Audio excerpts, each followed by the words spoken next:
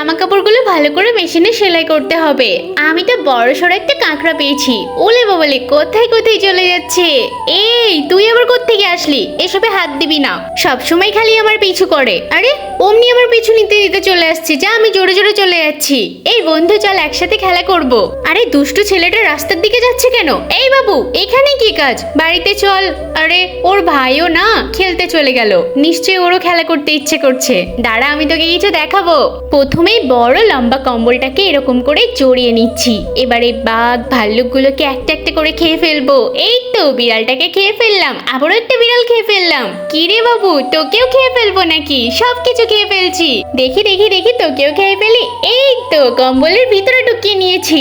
আরে ওখানে আবার কি এরম করছে কেন? ও, মা আবার ভাইকে নিয়ে খেলা করছিল, আমি তো ভয় পেয়ে গেছিলাম। আরে যা, মা কি আবার রাগ করলো নাকি? আরে আয় না, একসাথে খেলা করবো।